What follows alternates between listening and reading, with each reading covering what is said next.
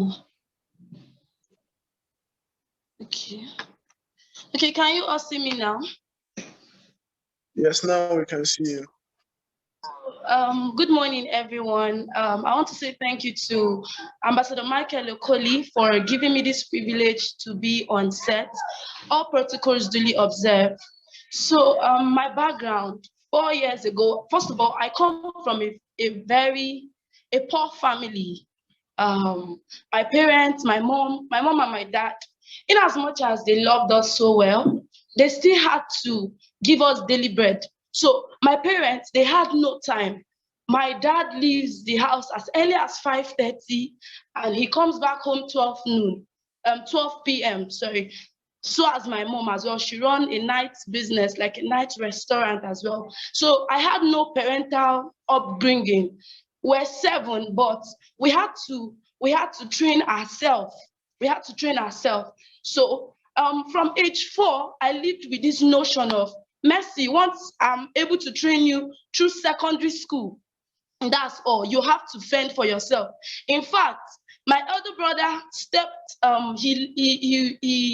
He left university um, in his second year because of financial freedom. He had no money, so he had to go and work for somebody else as all these Igbo things they do call boy. That's what he had to go and do. He had to go and serve someone. My brother was actually supposed to be an accountant. My sister had to fight for herself. She had to do all kind of jobs, selling of pure waters. She had to sell banana, but the good thing about my own story, I was a bit fair more than them all, because right from age 4, I longed for financial freedom. So I had to really go to school. I schooled at junior secondary school Gariki. That's where I go to school because the school fees was so cheap. And every day I live from Maraba to Justice Gariki since I was in primary 4. I was 14 years and I go to school alone. So I was a SAGE student because SAGE will give you the opportunity to show what you have.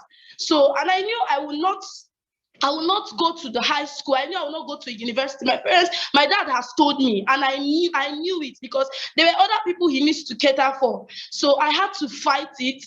I became a SAGE student. I schooled throughout my secondary school on scholarship because I was the best throughout my classes. So I became a SAGE student. I represented Nigeria in 4 countries: Istanbul in Turkey, Cape Town in South Africa, Moscow in Russia, Cairo in Egypt. These were the country I went to. So after doing all this, alongside with some states in Nigeria, Calabar, and so many places, so I was able to give Nigeria 3 trophies and 17 medals. Now, after doing all those things, they were like, wow, okay, this girl is intelligent and getting a scholarship. Now, I could remember a trip when we went to Cairo. We lodged close to a University of On is in Cairo. So when I saw this school on our tour, I was like, this is where I'm going to school. My dad said there was no money for me to further my education, but I'm going to pay my fee. I had this belief of I'm going to have a scholarship because I knew my future was bright. I wanted to fight for the girl child. I wanted to stop that poverty lineage from my family. So I had to. So I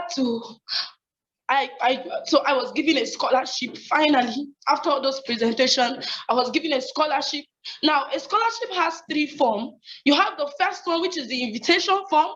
You have the second one, which covers your expenses, everything you are going to be taking. And the last one, you'll be taking it to the embassy. So I got the first invitation form. I was happy. I felt I have arrived. My parents were happy. In as much as there was no food, but for the fact Messi got a scholarship, my parents, everybody was happy. So they told me I should come back in 1 week to get the second scholarship form, where I'll be able to write my expenses, and they gave me 50,000 naira. Now, 1 week later, I went back. I went to UBEP. I went to Ministry of Education. And guess what? They told me they could not find my scholarship form. I was depressed.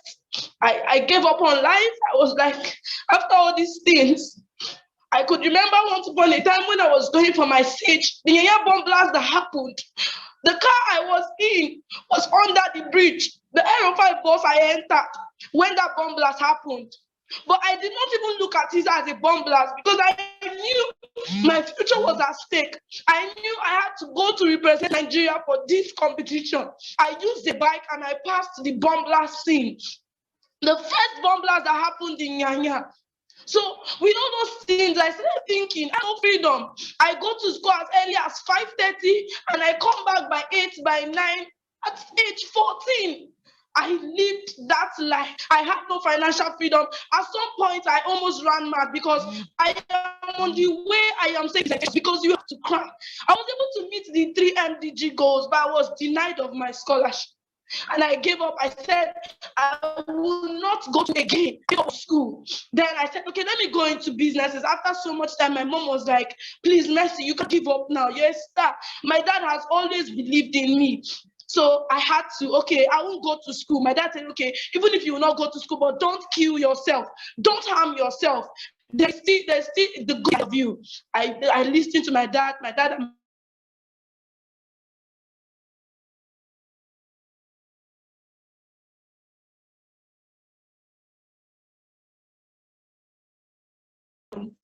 then the pandemic struck. March 27th, the pandemic struck, the went on lockdown. I'm working for my auntie. I was thinking about how to save money very well. So now I come Maraba to area 10. I come from Maraba to work for my auntie, and she pays me 20,000 naira. My transport is inside, my feeding is inside, but I said no problem. I should just have something that I'll use to while away my time because I don't want to sit at home because the depression was so much. So after managing her shop 1 year and 9 months, the pandemic struck. My auntie did not pay me January, February, March. So I was basically living in what I have. Most times I come to the shop, I don't even eat. But my parents were not aware of it because I don't want to give my mom high BP because she has high blood pressure. And I don't want to stress my family. I wanted the best. So I was depressed. Every time I send message to my auntie, I need money. My auntie did not even answer me. She was like, the market is on lockdown, so there's no point paying you. Now, from March to September, I had no dime. As a young lady, in fact, I did not even have money for my sanitaries. Like, it was so bad. And I was this kind of lady. I was independent. I have struggled right from when I was in primary 4. So my parents were used to Mercy being independent of herself. So by September, I saw this opportunity. On a Tuesday, a friend of mine told me, Mercy, come, there's somewhere I'm taking you to. And he brought me to Miss Chinasa Alpara. And I saw this opportunity. I became a PA. After I got to her and I became her PA. To cut the long story short, I joined this business. And in roughly 5 months of joining this business, the first money I made during the ending of October, I made about 134,000 with one account. And that same month, and they called me, and I was even in the office that I was called, and I was able to make a transfer of 90,000 naira for my dad's treatment. And I asked myself, if I had not seen this opportunity, what would have become of me? Because trust me, I cannot start calling. My elder brother will not, he don't have the money. My sister is trying to fend for herself, but I was able to make that transfer. Until my dad recovered. That was when he now called. He was like, that day he was like, Mercy, where did you get the money from? And I told him, remember what I told you about the business I run? To tell you that my family did not even know what I was doing at a start.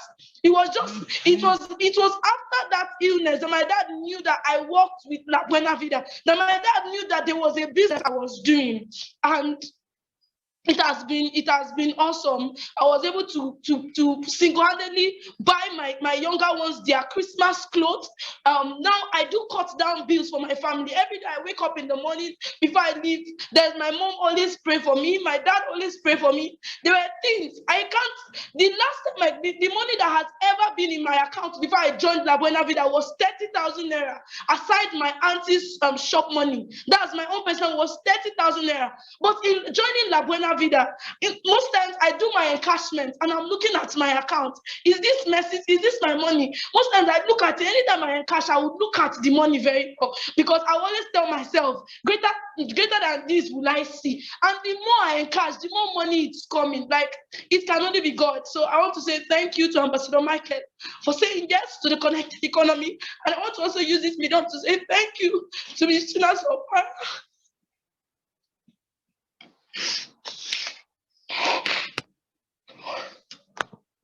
It's okay, bro. It's okay. It's okay. Thank you so much for having the courage to share your story.